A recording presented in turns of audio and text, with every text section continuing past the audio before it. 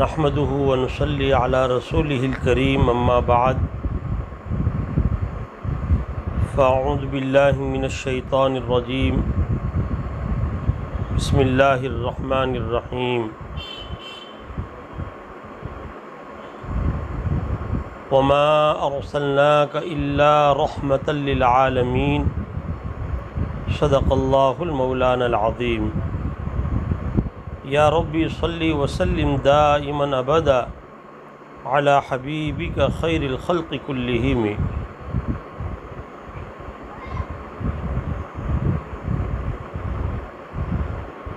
حضرات سامعین کرام، سید الانبیاء والمرسلین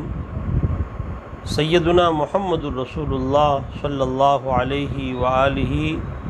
وسلم کی ولادت باسعادت ربیع الاول کے مہینے میں ہوئی اور آپ کا وصال بھی ربیع الاول کے مہینے میں ہوا۔ آپ کی وفات حسرت آیات بھی ربیع الاول ہی میں ہوئی۔ ربیع کہتے ہیں موسم بہار کو۔ صحیح ہے، حضرت نبی کریم صلی اللہ علیہ وآلہ وسلم کی تشریف آوری سے پہلے یہ پوری دنیا ضلالت و گمراہی کے قعر مذلت میں گری ہوئی تھی۔ باتوں باتوں میں لڑائی اور جھگڑا کرنا یہ ان کی عادت بن چکی تھی۔ اگر ایک کا اونٹ دوسرے کی چراگاہ میں اور دوسرے کا اونٹ پہلے کی چراگاہ میں چلا جاتا تو دونوں قوم کے درمیان میں سال ہاں سال تک جنگ و جدال کا میدان گرم رہتا۔ شراب ان کی گٹیوں میں پڑی ہوئی تھی۔ جتنی زیادہ اور جتنی پرانی شراب جس کے یہاں پائی جاتی اتنا ہی وہ قوم و ملت کے اندر، سماج کے اندر معزز اور مالدار شمار کیا جاتا۔ بتوں کی پوجا ہوتی تھی۔ ہر کنکر کو شنکر مانا جاتا تھا۔ کعبۃ اللہ کے اندر 300 بت اور کعبۃ اللہ کی چھت کے اوپر 360 بت نصب تھے۔ کعبۃ اللہ کا طواف برہنہ بدن کیا جاتا تھا اور جب کسی کے یہاں بچی کی ولادت ہوتی تو اس کو انتہائی منحوس سمجھا جاتا تھا، بلکہ باپ خود اپنے ہاتھوں سے گڑھا کھودتا اور اپنی لخت جگر کو دشمن سے زیادہ برا سمجھ کر زندہ دفن کر دیتا تھا۔ اسی کو قرآن پاک نے اشارہ کیا ہے، بیان کیا ہے، وَإِذَا بُشِّرَ أَحَدُهُمْ بِالْأُنثَىٰ ظَلَّ وَجْهُهُ مُسْوَدًّا وَهُوَ كَظِيمٌ۔ جب کسی کو بچی کی ولادت کی خوشخبری دی جاتی تو اس کا چہرہ سیاہ پڑ جاتا اور وہ دل ہی دل کے اندر گھٹتا اور قوم سے چھپا ہوا پھرتا تھا اور سازش بناتا تھا کہ کس طرح اس کو جلد از جلد زندہ دفن کر دوں، زندہ درگور کر دوں۔ حضرت عبداللہ ابن صعصعہ رضی اللہ عنہ جب ایمان لائے تو انہوں نے نبی کریم صلی اللہ علیہ وآلہ وسلم سے عرض کیا، اے اللہ کے رسول، مجھے اس نیکی کا بدلہ کیا ملے گا جو میں نے زمانے جاہلیت میں کی؟ میں نے 300 معصوم بچیوں کو زندہ درگور ہونے سے بچا لیا۔ جب مجھے معلوم ہوتا کہ فلاں خاندان میں، فلاں گھرانے میں بچی کی ولادت ہوئی ہے اور وہ اس کو دفنانے کی تیاری کر رہے ہیں تو میں 2 گھابن اونٹنی کو لے جاتا اور اس کے عوض کے اندر اس بچی کو حاصل کرتا، اس کی تربیت کرتا یہاں تک کہ وہ بڑی ہو جاتی تو اس کا بیاہ کروا دیتا۔ حضرت نبی کریم صلی اللہ علیہ وآلہ وسلم نے فرمایا، اے عبداللہ، کیا یہ نعمت کم نہیں ہے، یہ بدلہ اور یہ انعام کم نہیں ہے کہ اللہ تبارک و تعالیٰ نے آپ کو ایمان کی عظیم دولت عطا کی۔ مدینہ منورہ کے دو قبیلے تھے مشہور، اوس اور خزرج، بعد میں چل کر اللہ تعالیٰ نے انہیں ایمان کی دولت عطا فرمائی اور یہ انصار بنے، اور بڑے بڑے صحابہ کرام رضوان اللہ علیہم اجمعین اوس اور خزرج میں پیدا ہوئے۔ بلکہ سب سے پہلے عقبہ کے اندر بیعت لینے والے یہی اوس اور خزرج کے افراد تھے، بیعت عقبہ اولیٰ اور بیعت عقبہ ثانیہ۔ ان دونوں خاندان کے اندر معمولی بات پر جنگ ایسی چھڑی کہ 120 سال تک یہ آپس کے اندر لڑتے رہے۔ اسی کو قرآن پاک نے بیان کیا ہے، وَكُنْتُمْ عَلَى شَفَا حُفْرَةٍ مِّنَ النَّارِ فَأَنْقَذَكُم مِّنْهَا، کہ تم آگ کے دہانے پر پہنچ چکے تھے، اللہ تبارک و تعالیٰ نے میرے ذریعے تمہیں اس سے بچایا۔ اور نبی پاک صلی اللہ علیہ وآلہ وسلم کی تشریف آوری اور آپ کی بعثت کو قرآن پاک نے احسان کے طور پر بیان کیا، لقد من اللہ علی المؤمنین۔ جب کوئی آدمی کسی چیز کا احسان جتلاتا ہے تو دیکھا جاتا ہے کہ جتلانے والا کون ہے۔ ظاہری بات ہے کہ چھوٹا سا آدمی چھوٹی بات پر احسان جتلائے گا، اور وزیر، بادشاہ یہ بہت بڑی بات کے اوپر احسان جتلائیں گے۔ تو یہ تو اللہ احسان جتلاتا ہے۔ تو اس سے اندازہ ہم لگائے کہ نبی کریم صلی اللہ علیہ وآلہ وسلم کی بعثت یہ اللہ کا کتنا بڑا احسان ہے۔ اللہ کا فرمان ہے، لقد من اللہ علی المؤمنین۔ یقیناً اللہ تعالیٰ نے مومنوں پر احسان کیا، اذ بعث فیہم رسولا منہم، کہ انہی میں سے ایک رسول کو بھیجا، یتلو علیہم آیاتہ ویزکیہم ویعلمہم الکتاب والحکمہ، جو ان کو کتاب کا علم سکھلائے اور ان کے نفس کی دھلائی کرے، تزکیہ نفس کرے، ان کے دل کو پاکیزہ کرے، اور حکمت کی بات ان کو سکھلائے، قرآن کی، حدیث کی، تلاوت کی اور اس کے معانی کی باتیں ان کو سکھلائے۔ وَإِن كَانُوا مِن قَبْلُ لَفِي ضَلَالٍ مُبِينٍ، اور یہ قوم اس سے پہلے، یعنی اللہ کے رسول صلی اللہ علیہ وآلہ وسلم کی آمد سے پہلے کھلی ہوئی گمراہی میں تھے۔ تاریخ میں لکھا ہے کہ نکاح کا طریقہ زمانے جاہلیت میں یہ تھا کہ جب کسی کی یہاں بچی بالغہ ہو جاتی تو ایک جھنڈا اس کے گھر کے اوپر نصب کیا جاتا، جو اشارہ ہوتا اس بات کا کہ یہاں اس گھر میں رہنے والی بچی بالغہ ہو گئی۔ تو جو خواہش مند ہوتے وہ یکے بعد دیگرے آتے اور اس کے ساتھ رات گزارتے، اور پھر اپنے اپنے گھر چلے جاتے۔ اب انتظار رہتا بچے کی ولادت کا، چنانچہ جب بچے کی ولادت ہوتی تو دوبارہ ان کو بلایا جاتا اور دیکھا جاتا کہ اس بچے کا چہرہ کس کے ساتھ مشابہت زیادہ رکھتا ہے۔ جس مرد کے ساتھ زیادہ مشابہت رکھتا اسی کے ساتھ اس کا بیاہ کر دیا جاتا۔ یہ زمانے جاہلیت کے اندر نکاح کا انتہائی گھناؤنا طریقہ تھا، اور اگر کسی عورت کا شوہر مر جاتا تو اس پر گویا قیامت قائم ہو جاتی۔ اس کو باہر ایک کوٹھری کے اندر بند کر دیا جاتا، اور اسے نہانے کی، غسل کرنے کی، پانی کے استعمال کرنے کی ذرا بھی اجازت نہیں ہوتی۔ اور کپڑا بھی اس کو ایک خاص انداز کا پہنایا جاتا، یہاں تک کہ اس کا پورا جسم بدبودار ہو جاتا اور دور دور تک تعفن پھیلتا۔ جب ایک مدت ہو جاتی تو ایک پرندے کو لایا جاتا اور اس عورت کو دیا جاتا، وہ عورت اس پرندے کو پکڑتی اور اپنے جسم کے ساتھ اس کو مس کرتی الگ الگ حصوں پر، تو اس کے جسم کی بدبو کی وجہ سے وہ پرندہ مر جاتا۔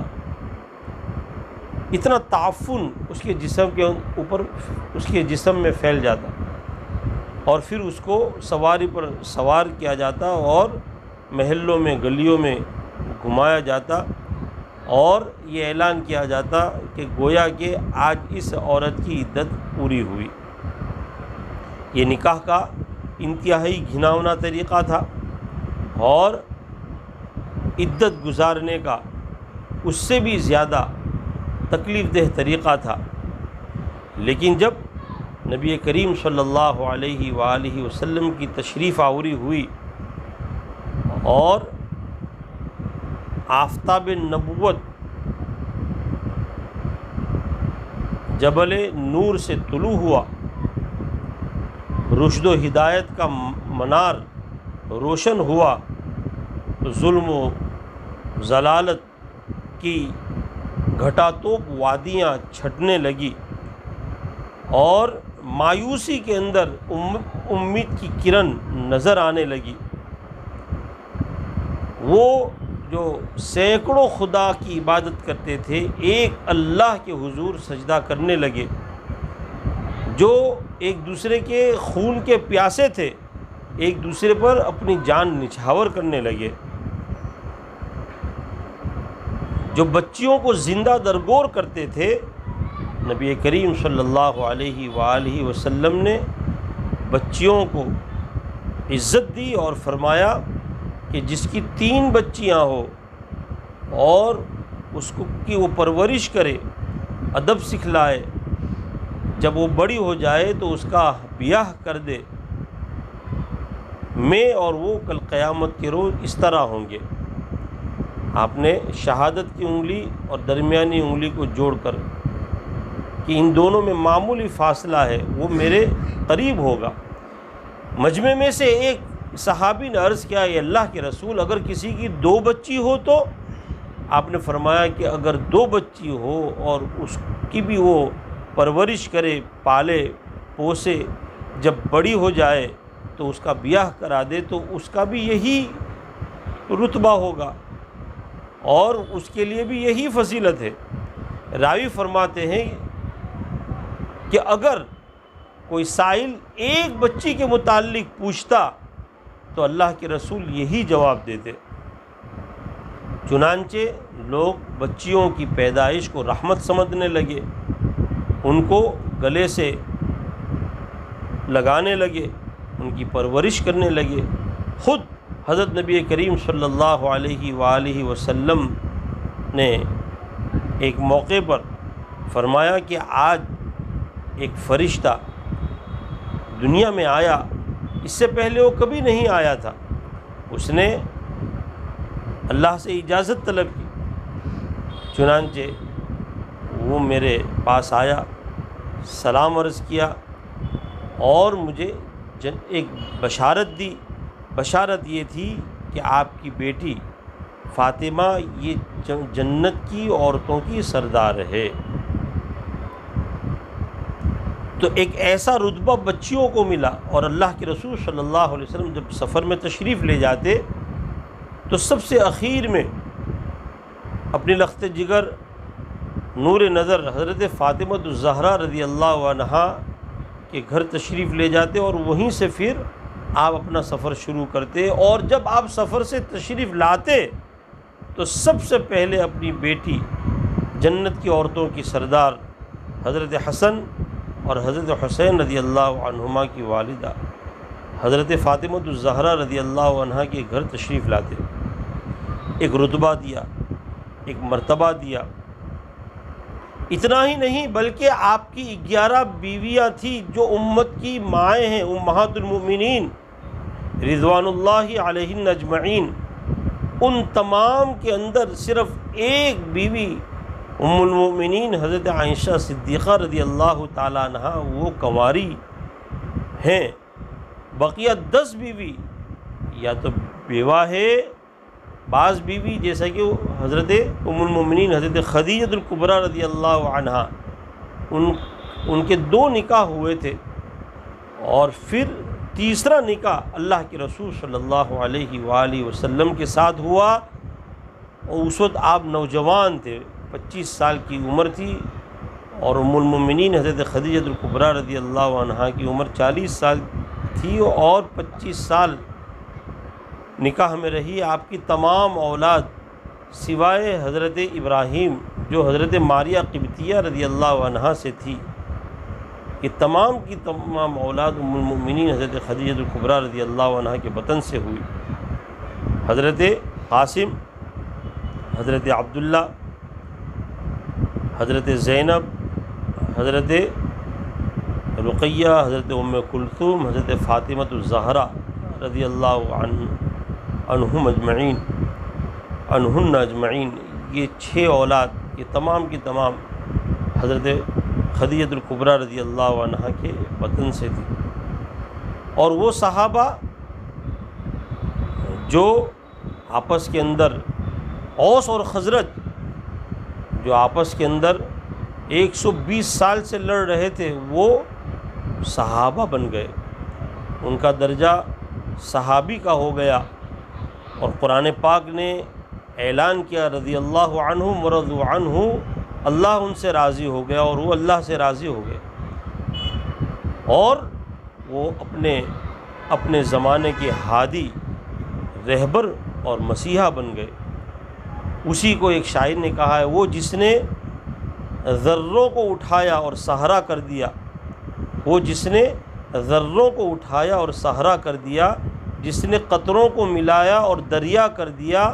خود نہ تھے جو راہ پہ عالم کے ہادی بن گئے، خود نہ تھے جو راہ پہ عالم کے ہادی بن گئے، وہ کیا بات تھی جس نے مردوں کو مسیحا کر دیا۔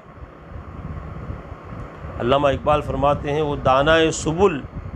فخر رسول مولائے کل جس نے، وہ دانائے سبل فخر رسول مولائے کل جس نے، غبار راہ کو بخشا فروغ وادی سینہ، نگاہ عشق و مستی میں وہی اول وہی آخر، وہی قرآن وہی فرقان وہی طٰہٰ وہی یاسین۔ تو آج امت کی رہبری حضرت نبی کریم صلی اللہ علیہ وآلہ وسلم کی اتباع، آپ کے نقش قدم اور آپ کی تعلیمات کے اندر مضمر ہے۔ مولانا ابوالکلام آزاد رحمۃ اللہ علیہ فرماتے ہیں کہ میرے پاس امت کی ترقی کے لیے سوائے اسوہ حسنہ کے اور کوئی راستہ نہیں ہے۔ 1400 سال پہلے جس امت نے اللہ کے رسول صلی اللہ علیہ وآلہ وسلم کے نقش قدم پر چلتے ہوئے ترقی کی، آج بھی یہ امت انہی کے نقش قدم پر چلتے ہوئے ترقی کر سکتی ہے۔ امام مالک رحمۃ اللہ علیہ فرماتے ہیں، امام دار الہجرہ، کہ اس امت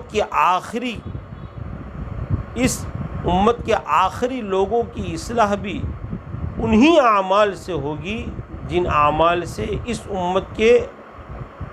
شروع کے لوگوں کی اصلاح ہوئی، اور شروع کے لوگوں کی اصلاح یہ اللہ کے رسول صلی اللہ علیہ وآلہ وسلم کی اتباع، آپ کی پیروی اور آپ کی متابعت سے ہوئی۔ نقش قدم نبی کے ہیں جنت کے راستے، اللہ سے ملاتے ہیں سنت کے راستے۔ اللہ تبارک و تعالی ہمیں صحیح معنی میں آپ کے نقش قدم پر چلنے کی توفیق عطا فرمائے، آپ کی اتباع، آپ کی محبت، آپ کی پیروی عطا فرمائے۔ وآخر دعوانا الحمدللہ رب العالمین۔